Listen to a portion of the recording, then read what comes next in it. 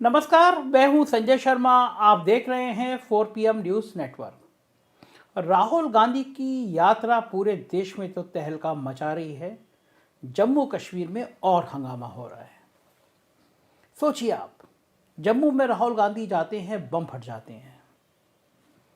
क्या ज़बरदस्त टेंशन होगी।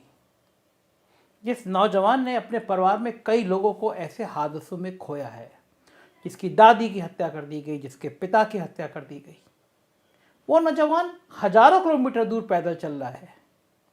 पता नहीं कौन कौन उससे मिल जा रहा है, सबके गले मिल रहा है। ये जो राहुल गांधी का नया अवतार है, इसने देश की सारी राजनीति बदल के रख दी है। सारे भ्रम उतार दिए लोगों को, दिखा दिया कि वास्तव में एक नौजवान, एक नेता मोहब्बत की दुकान खोलने चला है देश में। जिस देश में पिछले कई सालों से नफरत का कारोबार हो रहा था, भाई भाई को लड़ाया जाता था, हिंदू मुसलमान के नाम पर दिन भर अंबानी के चैनल जहर बोते थे, दिन भर नफरत का कारोबार होता था, वहाँ राहुल गांधी का ये चलना एक ताजे हवा के झोंके की तरह है। लेकिन आज मैं राहुल गांधी की पूरी यात्रा के बारे में बात नहीं करूँगा।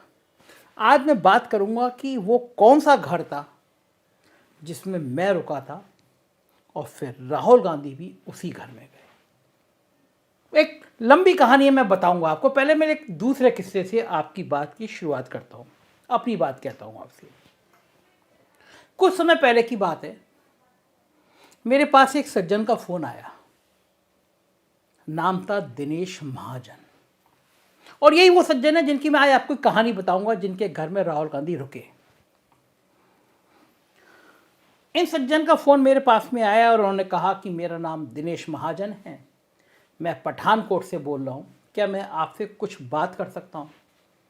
तो आमतौर पे इस तरह जो एक लंबी रेंज हो गई है, मतलब आपके चाहने वालों की संख्या बहुत हो गई है, और हिंदुस्तान से बाहर भी कुछ लोग मेरा फ़ोन नंबर तलाशते हैं, कुछ ईमेल तलाशते हैं, हम उससे बात करते हैं। अच्छा लगता है, क्योंकि आप हैं तो मैं हूँ, आप लोगों का प्यार है तो मैं हूँ।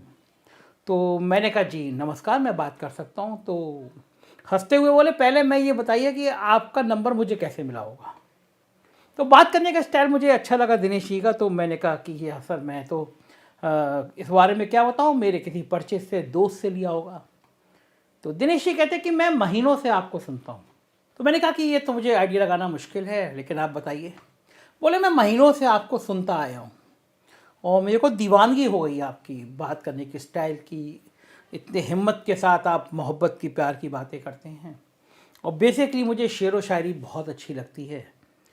तो मैं आपका शुक्रिया अदा करना चाहता हूँ। आप बोले, मैं कहा सर धन्यवाद, आपने मुझे हौसला बढ़ाया। फिर वो लंबी बात करने लगे। तो मुझे थोड़ी असहज हुआ, मुझे, क्योंकि समय कम होता है, लंबी बात होती है। फिर उनको लगा कि मैं शायद जो हूँ असहज तो हो रहा हूँ। तो उन्होंने कहा कि मैंने आपका ज़्यादा समय ले लिया, लेकिन आपको ये ना लगे मैं खाली हूँ, तो इसलिए मैं बता देता हूँ कि मेरे काफ़ी ईश्वर की कृपा से मैं काफ़ी इस्टब्लिश इंसान हूँ। मेरे कई होटल हैं, स्कूल हैं, बड़ा कारोबार है। और उन्होंने बताया, अपनी संपत्ति के बारे में बताया जो करोड़ों में थी। और ये बोले कि मैं 72 साल का हूँ, बेटी दामाद विदेश में हैं, बच्चे बाहर हैं, बिल्कुल सेटल्ड हूँ, और आपकी वजह से रोज़ मेरे घर में लड़ाई होती है। मैं कहा वो कैसे? बोले मेरी पत्नी जो है वो मोदी जी की बड़ी भक्त है, और आप कुछ बोलते हैं, सरकार के खिलाफ बोलते हैं, तो उसको लगता है आप मोदी जी के खिलाफ बोल रहे हैं। और जब मैं लगाता हूँ तो वो कहती है कि तुम दिन भर क्यों संजय शर्मा को सुनते रहते हो। ये मेरा उनसे पहला संवाद था। तो मैं हंसने लगा। मैंने कहा घर पे मेरी बातों से तनाव पैदा मत करिए, मैं मोदी जी के खिलाफ नहीं हूँ, मैं सरकारों की तानाशाही के खिलाफ हूँ। मैं कांग्रेस के खिलाफ भी ऐसे ही बोलता था जब कांग्रेस हुकूमत में थी। और मैंने कहा सर, मेरा मानना ये है कि पत्रकार को सत्ता से सवाल करना चाहिए, इसीलिए मैं सरकार से, सत्ता से सवाल करता हूँ। 2014 से पहले मैं कांग्रेस से सवाल किया करता था। बोले ये तो मैं जानता हूँ, लेकिन जो मेरे घर की परिस्थिति है वो मैं आपको बता रहा हूँ। खैर वो बात आई गई हुई। उन्होंने मुझसे कहा कि मैंने आपका नंबर इसलिए लिया, ऐसे लिया, मैंने फेसबुक पे लिखा, और उन्होंने मुझे इसका स्क्रीनशॉट भेजा कि कोई 4 PM वाले संजय शर्मा को जानते हो क्या? बोले मैंने लगातार कई दिन ये लिखा फेसबुक पे। फिर घूमते घूमते मेरे को एक सज्जन ने कहा कि ये संजय शर्मा का नंबर है। तो मुझे बड़ी हंसी आई कि मुझ तक पहुंचने के लिए महाजन जी ने ये बात कही। फिर मुझसे बोले मेरी उम्र 72 साल से ज़्यादा है, उम्र के काफ़ी पड़ाव मैंने महसूस किए हैं, देखे हैं, महसूस किए हैं।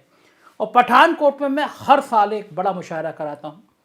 दुनिया के बड़े से बड़े शायरों ने बताया, साहिर लुधियानवी से लेकर तमाम शायर बताए उन्होंने कि वो मेरे यहाँ आते हैं, रुकते हैं, यहाँ का प्यार वाला संदेशा मुशायरा करता हूँ। और बहुत शौकीन आदमी, कवि हैं, वो लिखते भी हैं, नज़्म सुनते हैं, शायरी सुनते हैं, तो मुझे बड़ा अच्छा लगा। उसके कुछ दिनों बाद मैं दिल्ली गया, मैंने ट्वीट किया, बारिश हो रही थी कि आज दिल्ली का मौसम ऐसा है। उनका फ़ोन आया मेरे पास कि आप दिल्ली में हैं? मैं कहा जी मैं दिल्ली में हूँ। बोले मेरा भी एक होटल यहाँ दिल्ली में, आज रात का खाना हम लोग साथ साथ खाते हैं। तो मैंने कहा चलिए हम लोग मिलते हैं। तो रात को उन्होंने मुझे एक बहुत अच्छी जगह ले जाकर डिनर कराया। अगले दिन सुबह मेरा कोई कार्यक्रम नहीं था, मैं 3 दिन छुट्टी मनाने गया था। तो मुझसे बोलते हैं अगले दिन कि संजय जी एक चीज़ मांगना चाहता हूँ। मैंने कहा जी बताइए महाजन जी। बोले मैं चाहता हूँ कि आप मेरे साथ पठानकोट चलिए। अब मैं चौंका, उनकी उम्र देखी मैंने, मेरा मन नहीं किया मना करूँ, लेकिन मैंने उनसे कहा सर मैं एकदम अचानक पठानकोट। बोले बस मेरा बहुत मन है कि आप पठानकोट चलिए, मेरे घर चलिए। वो जो प्यार था, एक बुजुर्ग आदमी का मेरे प्रति प्यार था, मैं मना नहीं कर पाया। मैंने भी हंस दिया, मगर चलिए। उन्होंने अपनी मर्सिडीज़ गाड़ी निकाली और लगभग 10 घंटे का सफ़र अकेले उन्होंने गाड़ी चला के पूरा किया। बीच में एक चाय की दुकान पे मुश्किल से 10 मिनट रुके। तो मैं बड़ा हैरान था उनकी उम्र देखकर, उनकी कार चलाने की क्षमता को देखकर। हम लोग पठानकोट पहुंचे। अब मैं उस घर की बात करता हूँ।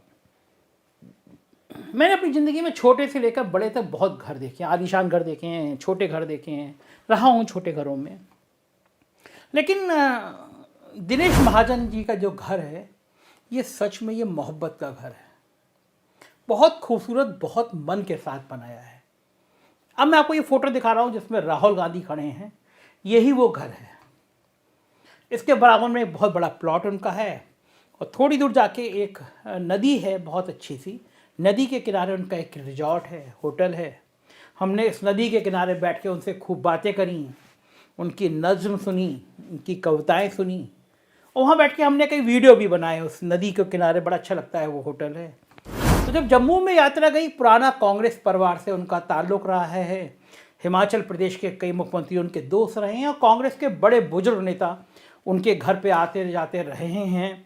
उनकी पीढ़ी ने आज़ादी का वो दौर देखा है, आज़ादी के आंदोलन का दौर देखा है।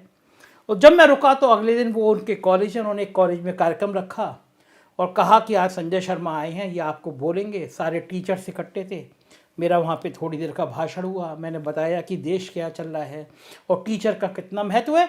मैं 2 या 3 दिन उनके पास रखा और मुझे शायद ज़िंदगी में इतना प्यार बहुत कम जगह मिला।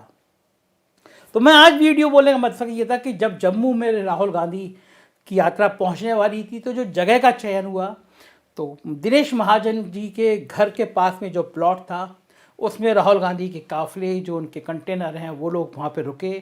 राहुल गांधी उनके घर पे आए और फिर एक लंबा बातचीत का सिलसिला शुरू हुआ उनसे, पत्नी से, बच्चों से। और राहुल गांधी को जब उन्होंने बताया कि उनकी कितनी पीढ़ियाँ जुड़ी रही हैं कांग्रेस से, देश के जिस हालत पे, जिस मंथन पे चल रहा है, उस पर राहुल गांधी की बात करी।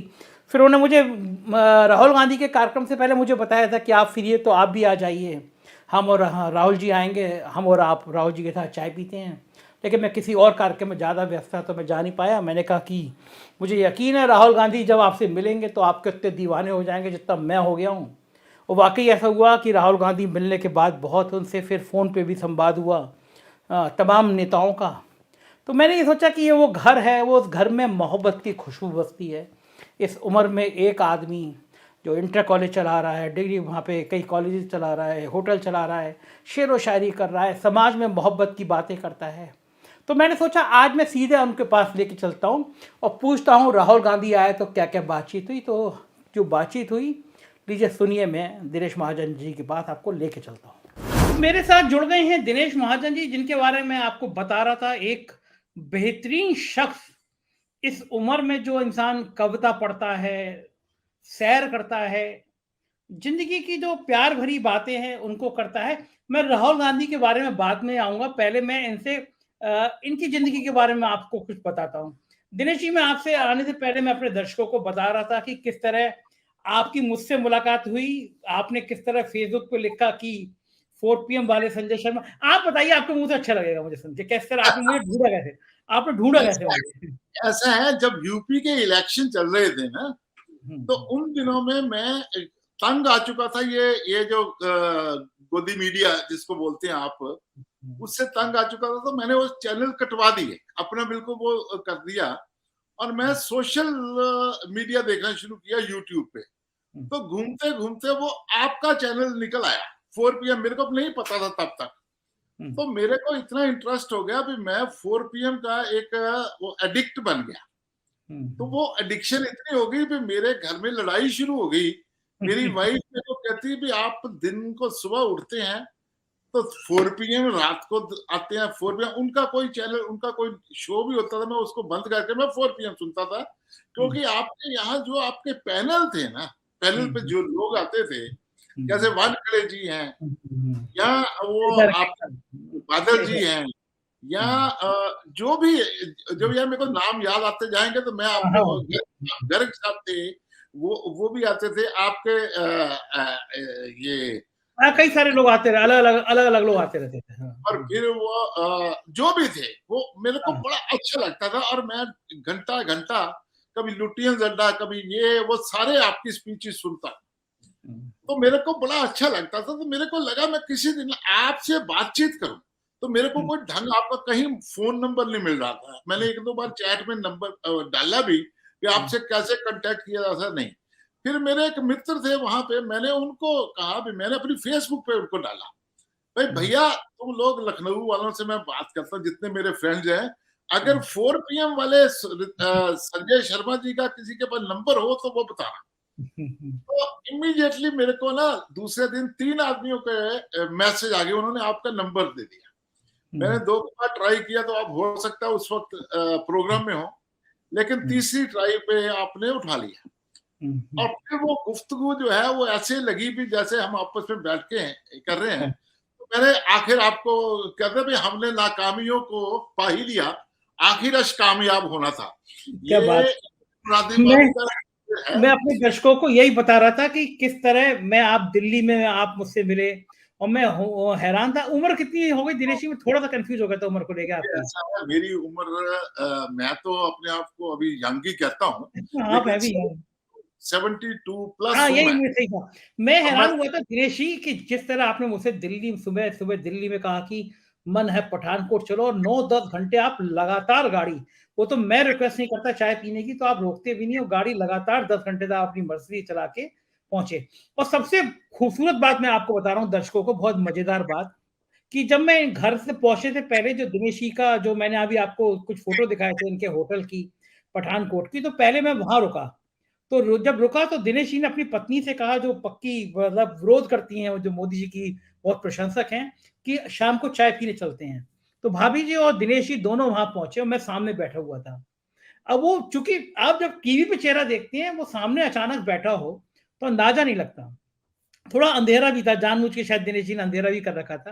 तो दिनेश जी बड़े मुस्कुराते हुए पूछते हैं भाभी जी से कि इनकी भाई साहब जो हैं, ये आर्किटेक्ट है, दिल्ली से आए हैं अपना होटल देखने के लिए, इनकी शक्ल कुछ कुछ संजय शर्मा से नहीं मिलती है। तो भाभी जी ने देखा, बोले कि थोड़ा थोड़ा लगती है, लेकिन ये तो बात करने में इतने अच्छे हैं, और संजय शर्मा कहाँ, सुनते रहते। मैं कहा भाभी कौन संजय शर्मा? तो भाभी जी कहती हैं, अरे ये उनको पता नहीं क्या हो गया, दिन भर वो सुनते रहते हैं, और वो बहुत फालतू फालतू बात बोलता है, जैसे रवीश बोलते हैं ऐसी वो फालतू बात बोलता रहता है। और हम लोग बड़ा सीरियस मुंह करके दिनेश जी के सामने कम से कम 7-8 मिनट भाभी जी ने संजय शर्मा की कस के बुराई करी, कि बिल्कुल काम की बात नहीं करते, बिल्कुल। उसके 10 मिनट बाद दिनेश जी ने लाइट लगाई और फिर मेरा दिखाया वीडियो, देखो ये वीडियो में जो बोल रहे हैं वो है या नहीं है। वो भाभी बेचारी बहुत असहज हुई, और हम लोग बहुत हंसे। फिर भाभी को बड़ा उनको अजीब सा लगा। तो मैंने हंसा, मैं भाभी कोई नहीं है, आप मेरे परिवार की जैसी, मैं आपके घर आया हूँ। और अगले दिन फिर भाभी जी ने बहुत शानदार लंच कराया मेरे को, और उसके बाद तक, जब तक मैं आया, तो थोड़ा थोड़ा वो उसके मन में परेशानी थी, लेकिन इतनी अच्छी हैं, जितने अच्छे दिनेश जी हैं उतनी अच्छी वो हैं। और दिनेश जी बहुत अच्छे, उम्दा किस्म की शायरी को पसंद करने वाले। दिनेश जी, पठानकोट में आप कितने सालों से मुशायरा कराते आए हैं? मैं ऐसा नहीं, हमारे यहाँ पे एक अंजुमन दोस्त अदब संस्था चल रही थी, वो 60 से 66 या 65 से। हम्म, लेकिन मैं उसके साथ जब जुड़ा तो 72 या 73 में मैं उसके साथ जुड़ा और उसके बाद फिर जुड़ता ही चला गया, क्योंकि मेरा बाकी जितने थे पहले वो सारे शायरी को पसंद तो करते थे लेकिन शायरी में बंधे नहीं थे। तो मेरे पास पता नहीं कैसे मेरे को याद आती थी, तो मैं शायरी उन दिनों में नोट करते रहते थे, याद हो जाती थी। तो फिर उसके बाद वो अंजुमन दोस्तान अदब का फिर रेगुलरली एवरी ईयर हमने मुशायरा पठानकोट में किया। इस पिछले साल 2021 में तो मैंने अपने जन्मदिन के बाद 30 सितंबर थी, तो मेरा जन्मदिन था 26 सितंबर को। तो मैंने वैसे ही कहा यार क्यों ना एक मुशायरा किया जाए, कितनी देर से लोग कोविड में परेशान है, कोई आया नहीं, बाहर नहीं आया। तो मैंने जस्ट एक दो अपने दोस्तों को टेलीफोन किया और बस इमीडिएटली रामपुर से ताहिर फराज भी आ गए, वो आपके लखनऊ से हसन काजमी आ गए, फिर वो शबीना अदीब हैं वो आ गई, जौहर कानपुरी आ गए। और इसके बीच में एक और मेरे बहुत अजीज दोस्त हैं, वो दिल्ली में रहते हैं। अभी मेरे को अभी एकदम से ना मेरा नाम उतर गया अभी मेरे, तो उनका एक्चुअली टेलीफोन आया था, मैं चंडीगढ़ आ रहा हूँ। तो मैंने कहा आपका एजाज में हम मुशायरा करते हैं। तो वो एक बहुत बड़ा मुशायरा अरेंज हो गया। तो करना क्या था, वो सारे तो एक बार फिर से रिवाइवल हो गया कोविड के बाद। तो ऐसी चीजें चलती दिनेश जी, जिंदगी में आपने मुशायरे की जब शुरुआत हुई तो वो शायर जिनका दुनिया में नाम है वो आए थे। जरा थोड़ा सा हम राहुल गांधी के बाद में पहुंचेंगे, उससे पहले थोड़ा संक्षिप्त में वो बताइए जो बड़े शायर, दुनिया भर के चर्चित शायर आए, फिर वो अस्पताल वाला किस्सा, जरा थोड़ा सा संक्षिप्त में मैं बताइए। आपको बताता, ऐसा है भाई, ऐसे तो सारे ही शायर जैसे जहाँ हमारे यहाँ तो हर शायर आ चुका है, लेकिन मेरी खास जो थी अली सरदार जाफरी भी यहीं यहीं आए, यहाँ आए, बशीर बद्र कई बार आए, राहत इंदौरी हमारे खास मित्रों में थे, शहर यार हमारे यहाँ थे, और कैफी आजमी साहब का नाम तो बड़ा था लेकिन कभी आए नहीं थे। तो मैंने उठाया टेलीफोन, कोई कहने लगा भी ये नहीं आते नहीं, मैंने उनको टेलीफोन किया। तो उस वक्त वो शांति निकेतन में, ये 92 की बात है, 1992 की, तो मैंने उनको टेलीफोन किया, वो शांति निकेतन से बोले, कहते मैंने कहा कैफी साहब आप पठानकोट नहीं आए कभी? कहता ये तो बड़ी गलत बात आपने की, आप पठानकोट वालों ने तो कभी बुलाया ही नहीं हमें। तो मैं क्या ही ऐसा, चलो मेरा आप ये एक इनविटेशन स्वीकार कीजिए। तो कहने लगा भी ठीक है, मैं कलकत्ता से कैसे आना है, मैं ये करके वो करके, उन्होंने कहा।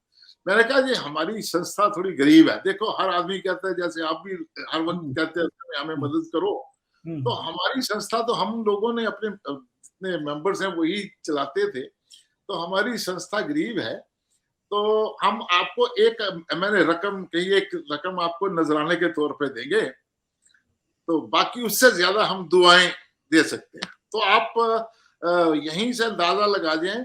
फिर उसके बाद उनका जवाब ये था भी आपको देखिए ऐसा दिनेश जी ऐसे बोला, दिनेश जी आपको कुछ तो इजाफा करना पड़ेगा। मैं कहा जब हुक्म कीजिए। कहते हैं फिर दुआओं में इजाफा कर दो, पैसे में तो नहीं। तो देखिए उनकी शख्सियत का वही पहलू जो है वो मेरे को खींच के ले आया, और वो एकदम जब पठानकोट में आए तो उनके साथ उनकी मिसेज शौकत आजमी, जिनको हम शौकत आपा कहते थे, और पहली मीटिंग में एक उनका जो साथी था गोपाल, तो वो भी साथ था। तो वो आए और पता नहीं क्या हुआ भी, वो मुशायरा भी ऐसा हिट हुआ कि उस दिन बरसात, मूसलाधार बरसात थी, और ओपन में मुशायरा था, और कोई आदमी उठ नहीं रहा था, और सारे उनको सुन रहे थे, मतलब पूरा मुशायरा। तो लोग उसका एक हेडिंग जो पंजाबी ट्रिब्यून में हेडिंग आया, उसमें लिखा था मी और मोह नाल भिजिया होया मुशायरा, मतलब बारिश और मोह प्यार के साथ भीगा हुआ मुशायरा देखा गया, और इस मुशायरे की चर्चा पूरे वर्ल्ड में हुई, सभी सर्कल्स में। बहुत अच्छा। दिनेश जी प्लीज कंटिन्यू, आप कुछ कहना। बात खत्म करने से पहले, क्योंकि ये चर्चा इसलिए कैफी साहब का नाम आता है तो मेरे से लाइन टूटती नहीं। तो उन्होंने फिर उसके बाद जाने के बाद मेरे को, वो इप्टा के चेयरमैन बन गए, तो उन्होंने एक खत लिखा था मेरे को, और खत के नीचे एक शेर लिख दिया भाई, प्यार की शम्मा जल उठी तुंद हवा की ओट में, दिनेश जी जो मिल गए मुझको पठानकोट में। क्या बात है, क्या बात है, क्या बात है। ये शेर उन्होंने लिखा और मैं सोचा भी ऐसे चलो जॉट किया है, लेकिन उसके बाद हमने एक बार जश्न कैफी मनाया तो तब उन्होंने स्टेज से पहला शेर ये बोला। अरे तो फिर वाह! कहने लगे, घबराओ मत, दिनेश किसी फर्द का नाम नहीं कह रहा, दिनेश मेरे बेटे जैसा है। हमारा एक बेटा पार्टीशन से पहले फौत हो गया था बीमारी की वजह से, और हमारे पास इतना इलाज का खर्च नहीं था, लेकिन जब से ये मिला है तब से मेरे को लगता है कि ये मेरा बेटा वो मिल गया। तो क्या अब बात आप है। इस बात को मैं अब कंटिन्यू। मैं आता हूँ, एक बेटा और आया आपके घर पे जिसने आपको अंकल कहा और जिसका नाम राहुल गांधी था। राहुल गांधी है, और वो भी उसी तरह प्यार की एक मशाल जलाने निकला है देश में। हज़ारों किलोमीटर सफ़र करके जम्मू पहुँचते हैं और आपके घर पहुँचते हैं। मुझे इस यात्रा में कोई सीन नज़र नहीं आया, याद नहीं आ रहा, हो सकता है गए हों, लेकिन मुझे याद नहीं आ रहा कि राहुल गांधी के किसी के घर में इतनी तस्वीरें मैंने देखी हो, राहुल गांधी ने इतना समय किसी के साथ गुजारा हो। राहुल गांधी कैसे आया आपके घर में? मतलब क्या अचानक आपके पड़ोस में उनके सारे कंटेनर रुके, आपके घर में वो ऐसा था, उनके ठहरने के इंतजाम के लिए मैंने भी उनको एक यात्रा के साथ तो मैं पहले दिन से जुड़ा हुआ था, तो मैंने एक ऑफर भेजी हुई थी, लेकिन हो सकता है उस ऑफर से या कैसे उन्होंने लोकल तौर पे मेरे बारे में पता किया होगा। फिर एक दिन टेलीफोन आया और हमारा लोकल जो भूतपूर्व एमएलए इस बार नहीं जीत सके, अमित विज, वो मेरे बच्चों की तरह है। तो नेचुरली वो कंट्रोल वो कर रहा था, वो पंजाब प्रदेश कांग्रेस का इस वक्त ट्रेनर है। तो उससे जब पूछा होगा या उसने उनको सजेस्ट किया होगा तो पता नहीं क्या हुआ, वो मेरी जगह उन्होंने सिलेक्ट किया। आपने तो देखा ही है मेरे घर के बिल्कुल मतलब दीवार के पसी पसे दीवार कहते हैं ना, पसे दीवार वो ग्राउंड है कोई 9 एकड़ के करीब। तो वहां पे वो उन्होंने सिलेक्ट कर ली। अब तब तक कोई मेरे को ये नहीं था भी मेरे घर का भी उनका प्रोग्राम है। वो कंटेनर्स आए सारा कुछ, वो 5-6 दिन मैं ही मेरे घर में एक किस्म का उनका सारा सेटअप बना रहा। उनकी जो टीम थी, जो फोटोग्राफर थे, दूसरे अगली टीम सारे तो बैठे। तो फिर क्या हुआ, रात को जब वो आ चुके थे तो रात को 9:30 के करीब वो जो उनकी वो टीम है, फोटोग्राफी टीम जिसको सोशल मीडिया टीम कहते हैं, तो उसमें एक बेटी है, उसका नाम है शाहीन, और उसका एक सुजॉय जॉयस, दूसरा उसका जॉय, वो 2 आदमी थे। तो वो मेरे पास आए, अंकल एक मिनट बाहर आइए। हम ऑफिस में काफी बंदे बैठे थे, तो मेरे को तब तक वो कह रहे थे मेरे वो बेटा ही है मेरा एमएलए, जो एक्स एमएलए, बेटे की तरह ही, मतलब बेटे से भी बढ़ के ही है। तो वो मैंने उसको, उसने मेरे को कहा भी मेरा ख्याल है राहुल जी को मैं ना आपके घर में हम वो कॉन्फ्रेंस जो करते हैं, वो इंटरेक्शन करते हैं, तो यहाँ कर दें।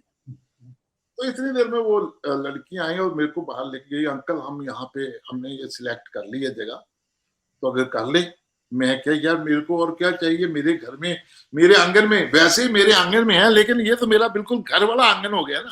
तो मैं कहा बिल्कुल ठीक है। तो मैं सुबह 5 बजे जब उठा, हाँ मेरे पास ये था, फिर मेरे पास ऐसा इंतजाम था भी मैंने उसी वक्त फिर उसका ना 2 पोस्टर डिजाइन किए, और उसका नाम मैंने कहा मोहब्बत। एक्चुअली ये कहते हैं ना भी नफरत के बाजार में मैं मोहब्बत की दुकान खोल रहा हूँ। तो नफरत के बाजार में मैं कहा ये दुकान तो बन नहीं सकती। पहले मैंने सोचा नफरत के बाजार में मैं कहूँ मोहब्बत का मकान लिखता हूँ। फिर मेरे दिमाग में आया मकान लफ्ज, मेरे को कुछ ना पंजाबी में मकान एक ऐसा आता है जिसको जब हम किसी के जब जाते हैं ना उसमें शमशान में, तो पंजाबी में कहते हैं मकान, किसी के मकाने चल रहे हैं। तो मैंने उसको ना इसलिए काट के उसको रखा मोहब्बत का घर, और रातों रात बन के वो मेरे पास आगे पेस्ट मैंने कर दिए। तो सुबह मैं जब उठा 5 बजे, मैं जल्दी उठ जाता हूँ, तो बाहर निकला तो वहां पे तो सारे अपने कैमरे शैमरे फिट करके वो बेटी जो है वो लगे हुए थे। तो फिर मेरे को हो गया भी वो आएंगे।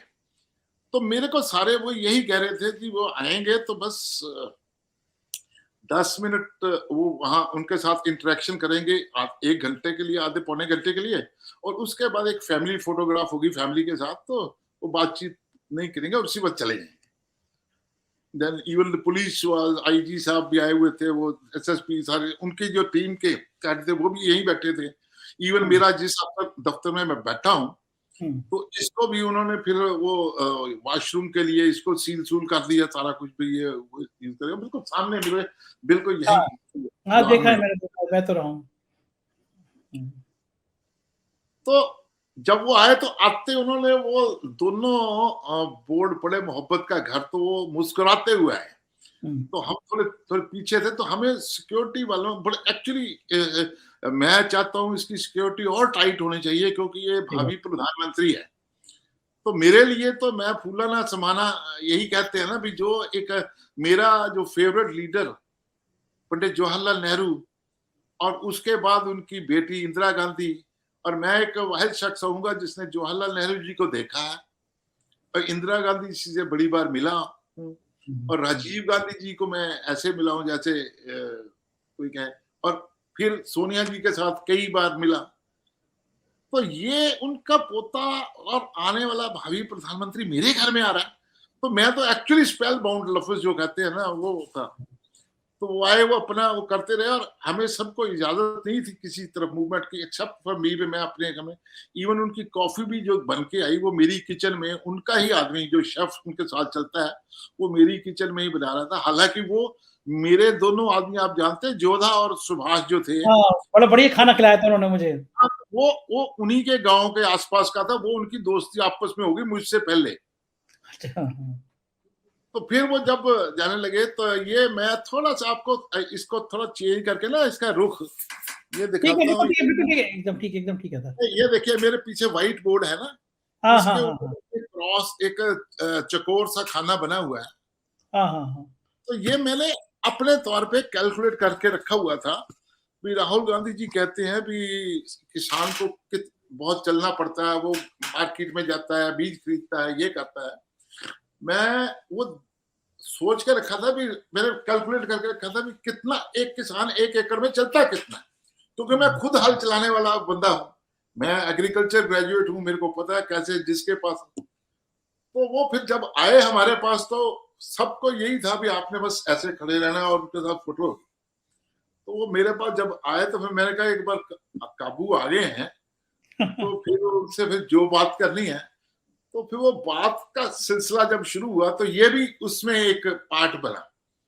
फिर मैंने कहा एक तो आपसे बात, मैंने उनके पिताजी से बात शुरू की, सोनिया जी से शुरू की, और क्योंकि मैंने सारी रैलियां इनकी ऑर्गेनाइज की हुई थी, तो अब मैं थ्रू एंड थ्रू, मैं देखिए मैं किसी को ये नहीं कहता आई एम ए कांग्रेसमैन, और मैं उस कांग्रेस को बिलीव करता हूं जो गांधी की कांग्रेस है, जवाहरलाल नेहरू की कांग्रेस है, मौलाना आजाद की कांग्रेस है।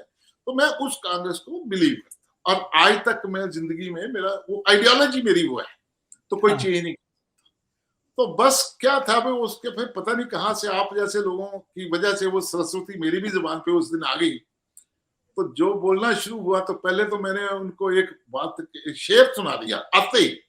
कौन सा इंसिडेंटली वो मेरा अपना लिखा हुआ शेर था, और मेरे को बड़ी देर के बाद मैंने 30 साल पहले वो शेर लिखा था। हालांकि अब मैं शेर लिखता नहीं, लेकिन वो मेरी गजल का पहला उसका शेर ही ऐसा था कि हम पर कर्म हुए हैं यूं परवरदिगार के, वो खुद ही चल के आ गए घर खाक सार के। तो वो बड़ा ये शेर ऐसा था, उनको सीधे, मेरा नहीं ख्याल उनको पोइट्री में कोई इंटरेस्ट होगा नहीं, लेकिन वो बहुत इस पे मुस्कुराने लगे, और उसके बाद बातचीत का सिलसिला शुरू हुआ।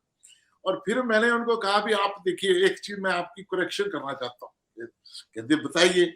मैं क्या, आप जब भी बोलते हैं तो जब कहते हैं भी पहले हम चले, फिर आहिस्ते आहिस्ते हम आगे बढ़े, तो मैं क्या आप आगे से ना आहिस्ते आहिस्ते मत बोला करें, आहिस्ता आहिस्ता बोला कीजिए, क्योंकि लफ्ज जो है वो आहिस्ता आहिस्ता। कहते हाँ हाँ, ये मेरे को किसी ने पहले भी बताया था, पर अब मैं ख्याल रखूंगा। और फिर मैंने फिर ये उसकी बात बताई।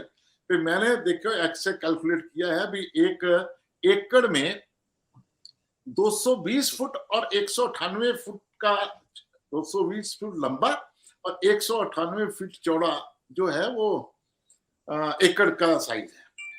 और जब खेत में जो मैं कहा 80% जो किसान हैं वो 1 एकड़ से 2-2.5 एकड़ तक के हैं, बाकी तो ट्रैक्टर वाले जो हैं वो बड़ा 10 से 15% है, बाकी सारे छोटे किसान हैं। छोटे और किसान जो हैं। छोटा किसान है वो उसका हल है, वो हल जब चलाता है तो 180 फुट 198 फुट वो चलता है। और अगर मैं उसको 2.5 फुट का चौड़ा भी गिनूं उसके हल के फाले को, तो वो 88 बार वो चलता है, 88 198 फुट। तो वो बनते हैं 5808 गज बनते हैं, जो 5310 मीटर, इतने मतलब 5 किलोमीटर 5.3 किलोमीटर वो 1 एकड़ को जोतने में इतना चल देता है एक दिन में। ठीक बात है। वो उसी को दूसरी तरफ से जब चलता है तो इतना ही और चलता है, फिर उसको फिर वो जब बीज डालता है तो ऐसे छट्टा। तो मैंने आपने ऐसे पूरी कैलकुलेशन बता दी हो आपने उनको, क्या तो बोले? मैंने वो फिर उन्होंने उनके टीम ने मेरे इसकी फोटो भी खींच के ले गए। और उन्होंने फिर मेरे को किसी ने बाद में बताया कि उन्होंने वहां पे भी वो कोट, मेरा नाम तो नहीं कोट किया, लेकिन उन्होंने फिर इस बार कहा भी जमीन के अंदर ही वो हल जोतते हुए कितने किलोमीटर चलता है। तो मेरे लिए राहुल जी ने आपसे आपके बारे में क्या क्या पूछा? फिर मेरे से मैं उन्होंने क्या पूछना था, मेरे में तो हिम्मत थी, मैं अपना ही आप खुद ही जैसे आपको बता रहा, मैंने उनको बताना शुरू कर दिया। और फिर मेरे को पता था भी जहां मैं रुका इन्होंने रोक के चले जाना, तो मैं रुका ही नहीं। तो फिर वो कहने लगे अंकल अब आपके साथ तो एक अलग से फोटो, पहले फोटोग्राफ हो गई थी, तो अंकल अब आपके साथ एक अलग से फोटो होनी चाहिए। तो मैं क्या, और बड़ी बात है, फिर वो मेरे को अलग लेके तो मेरे साथ फोटो खींची। मैं क्या, अब अंकल के साथ खींच ली है तो आंटी नाराज हो जाएगी। आंटी के साथ तो मैंने बड़ी खिंचाई है। मैं क्या नहीं, वो मेरे साथ आंटी को खड़े करके तो वो एक फोटो। तो कहते वो भी फिर उनके साथ भी, आइए आंटी आइए, मैं मोहब्बत के घर में आया हूं तो मैं नफरत नहीं फैलाना चाहता, इतनी बात करके हंसी खुशी में। और थोड़ा सा झुक, मैं ये नहीं कहता कि उन्होंने मेरे को कोई अदब अदाब किया, लेकिन मेरे को झुक के जैसे आशीर्वाद देते हैं, तो वो अंकल बहुत अच्छा लगा ये कह के वो उसी वक्त वो चले गए। और फिर 2-2.5 घंटे का अपने कंटेनर से जब निकल के आए, तो मेरे सारे अड़ोस पड़ोस के सारे लेडीज, क्योंकि सबका जीना दूभर हो चुका था, आना जाना बंद था, वो कहते आपके घर में तो आ गए तो हम तो देखना ही चाहते हैं।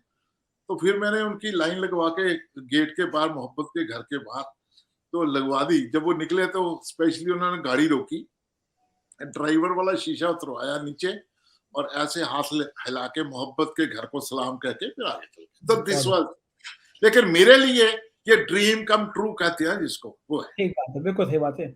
आप हैं इतने अच्छे ना कि आपके पास चाहे शायर हो, कवि हो, लेखक हो, नेता हो, आप चुंबक की तरह हैं। तो आदमी वैसे ही आपसे मोहब्बत में, आपके प्यार में आ ही जाता है। मैं भी सौभाग्यशाली हूँ कि मैं भी इस प्यार वाले घर में मैंने बहुत बढ़िया लजीज खाना खाया, रुका, फिर स्कूल गया, स्कूल में आपने मेरा लेक्चर हमारे कराया। टीचर भी आपको याद करते हैं बच्चे। और बहुत अच्छा स्कूल आपने बहुत अच्छा बनाया है वो। और फिर और ये भी हुआ शाम को भी वो कोरल हमारे जो होटल है वहां पे भी आना चाहते थे, लेकिन वो अच्छा, लेट हो गए, तो फिर मेरे वहां पे भी हो वहाँ चुका था। संजय राउत रुके थे ना शायद उस होटल में, संजय संजय राउत। राउत भी रुके थे, मणिशंकर अय्यर भी वहीं रुके थे, और मेरी उनके मणिशंकर अय्यर साथ तो बाद में, मणिशंकर अय्यर से तो आपसे बता रहे थे, आप काफी गुफ्तगू भी होती रही थी ना आपकी बड़ी तो। देर। ऐसा है ना, जब मेरे पास कोई बैठता है, जैसे आपसे गुफ्तगू हुई, वैसे ही जयराम रमेश जी से बात हुई, तो उन्होंने एक सवाल किया मेरे से पहले ही, भाई भैया ये पठानकोट का नाम पठानकोट क्यों है? तो मैंने उनको पठानकोट की हिस्ट्री बताई भी। पठानकोट का ओरिजिनल नाम प्रतिष्ठान था, प्रतिष्ठान से बदलता हुआ पैठान हुआ, और पैठान से पठान बना, और फिर वहां पे किला था तो उसका फिर पठानकोट कहना शुरू कर दिया। तो इस तरह कहता पठान नहीं थे रहते। मैं क्या, पठानों का कोई ताल्लुक नहीं है इसके साथ। तो कहते ये सोचते थे तो पठानकोट का नाम। तो खैर काफी देर उनके साथ, जयराम रमेश के साथ ये मेरी बातचीत हुई, कम से कम 1 घंटे। उसके बाद भी दिल्ली के लोगों ने फिर आपसे कांटेक्ट किया, मतलब शायद राहुल जी एक सिलसिला आपसे बनाना चाहते हैं, बातचीत करना चाहते हैं। मैं दिनेश जी, आखिर में बस एक सुंदर सा शेर और सुना दीजिए मेरे दर्शकों को, फिर हम मेरा लोग तो विदा। ऐसा है ना, मैंने तो 2-3 शेर ऐसे दिमाग में आ गए उस वक्त, क्योंकि नफरत और प्यार के बीच में एक बड़ा महीन सा वो है, वो कहते हैं हमारे एंटोमोलॉजी में हमें पढ़ाया जाता था भी हाइमन ऑप्टरा एक होता है, हाइमन मतलब एक छोटा सा पर्दा है, इस तरफ मोहब्बत है और इस तरफ जरा सा पर्दा टूटता है तो नफरत इस तरफ ऐसे बढ़ जाती है। ऐसे आती है, बिल्कुल ठीक तो बात। उसके लिए एक मेरे पास एक कृष्ण बिहारी नूर आपके लखनऊ के ही थे, हाँ हाँ, कृष्ण बिहारी नूर बड़े अच्छे शायर थे, तो बहुत उनका एक शायर शेर मेरे को शेर याद आता है कि क्यों ना सारे मसले इस रोशनी में हल करें, क्यों ना सारे मसले इस रोशनी में हल करें, तुम भी जिम्मेदार हो और हम भी जिम्मेदार हैं, तुम भी अब हाथों के अपने सारे पत्थर फेंक दो, हम भी सब कुछ भूल जाने के लिए तैयार हैं, यार। और मंजिलें आवाज देंगी तुम बढ़ाओ तो कदम, बेगरज हो दोस्ती तो रास्ते हमवार हैं। बहुत तो अच्छा, बहुत ये एक इस यात्रा के साथ जुड़ा हुआ एक शेर है, प्यार का बिल्कुल। संदेश लेकर जा रहे हैं, मोहब्बत का, और उसका इतना इम्पैक्ट पड़ा है। मैं बहुत कह सकता हूँ कि ये हमारा जो मेन मीडिया इसको नहीं दिखा रहा, ना दिखाए, लेकिन ये अवश्य है कि जो देखने वाले हैं वो उनको सब समझ आ रहा है, सब लोगों के बीच में जा रहा है, और हर बात जो है वो उनका बशीर बदर का एक शेर है कि मैं तो दरिया हूं, हम तो दरिया हैं, हमें अपना हुनर मालूम है, इस तरफ भी चल पड़ेंगे रास्ता हो जाएगा, और ये चलते हैं। अब ये चाहे देखिए मेरा अपना ख्याल है कि जब ये शोर मचा रहे हैं भी कश्मीर में जाने नहीं देंगे, वो कहीं भी ना जाने दें, चाहे उनको लिफ्ट करके वहां ले जाए, चाहे बस में लेके जाए, पैदल लेके जाए, चाहे जहाज के अंदर लेके जाए, और चाहे किस तरह मर्जी पैदल जाए। अब राहुल गांधी अपने मिशन में कामयाब हो चुके हैं। हाँ जी, कोई देखिए आप दिनेश जी, प्यार की आवाज जो है वो रुकती नहीं है, और मैं तो इस बात से बड़ा हैरान था कि आप जैसा एक बड़ा भाई मेरे लिए पठानकोट में मिले, और मुझे वो दिन भी नहीं भूलता, मैं और आप उस नदी के किनारे रेस्टोरेंट में बैठ के रात में खाना खा रहे थे, सरदार इधर 3 चक्कर लगाए, रुके, आपको पहचान गया तो देखिए तो ना देखिए वहां रुक के पठानकोट में हम खाना खा रहे हैं, अंधेरा भी था, ज्यादा लाइट नहीं थी, लेकिन वो हिमाचल के किसी जगह से आया था, निकल रहा था, उसने मुझे वहां पे कौन सा छाया था, तो कौन ये सा छाया था, मेरे को याद है। कौन साहब के बताइए। तो ये प्यार की भाषा मैं लखनऊ में बैठ के बोल रहा हूँ, आप जैसे लोग पठानकोट में सुन रहे हैं, वो पोंटा साहब को पहचान रहे हैं, वो अंधेरे में पहचान ले रहे हैं संजय जी। तो ये बहुत प्यार की आवाज बहुत दूर तक जाती है, नफरत से कहीं ज्यादा जाती है। तो आपको साधुवाद कह दूं या कहूं सल्यूट कहूं, अरे तो शुक्रिया, आपका आशीर्वाद बना रहे था, बहुत है, शुक्रिया शुक्रिया बहुत दिनेश अच्छा जी। लगा मेरे लिए। आपको फिर से मैं कहूंगा कि मेरे लिए ये जिंदगी भर की, देखिए मेरा एक, मैं लोगों को ये कहता हूँ सबको कि कांग्रेस की वजह से मेरे को इन्होंने हुडको का डायरेक्टर रखा, तो कांग्रेस की वजह से, और आज मैं लोगों को कहता हूँ, मैं कहा यार तुम रूठ जाते हो और इधर चल जाते हो, जो मिलना है वो मिलके रहना है, बिल्कुल सही और है, जो चीज आपकी लिखा है। षड्यंत्र ना करो किसी के अगेंस्ट, कांग्रेस को पार्टी के तौर पे आप उसके साथ चलो। तो शुक्रिया दिनेश जी, बहुत बहुत शुक्रिया, आपने अपना समय दिया। आपका बहुत बहुत धन्यवाद भी, आपने मेरे को इतना समय दिया इस चैनल का, और मैं इस चैनल के आपके सभी श्रोताओं को और आपके जितने भी पैनलिस्ट हैं, मैं उनका सभी का thank you sir, okay, good night sir, good night. तो ये थे दिनेश महाजन जी, जिनके घर राहुल गांधी रुके थे, आए थे, और बहुत अच्छी सी उन्होंने बातें बताई, और भी सिलसिला भी जारी रखेंगे। तो ये थे दिनेश महाजन जी, आपको यकीन हुआ होगा कि कितना बेहतरीन इंसान, कितने बेहतरीन शख्स। तो राहुल गांधी भी इनसे मिलकर खुश हुए, जैसा बता रहे हैं सारी बातचीत, तो मुझे भी बहुत खुश हुआ। और ऐसे जीवंत लोगों से फेसबुक पे जाइए, दिनेश महाजन जी भारतीय संस्कृति के बारे में बहुत लिखते रहते हैं, और ऐसे लोग हैं जो समाज में, देश में प्यार का संदेशा फैलाते रहते हैं, खुशबू बांटते रहते हैं प्यार की। कैसा लगा वीडियो कमेंट में बताइएगा, जिससे दिनेश महाजन जी तक आपके संदेशे पहुँचे। देखते रहिए 4 PM। उत्तर प्रदेश की खबरें देखना हो तो 4 PM यूपी, बिहार की खबरें देखना हो 4 PM बिहार, और गुजरात की खबरें देखना हो तो 4 PM गुजरात। सब्सक्राइब करिएगा। शुक्रिया, थैंक यू।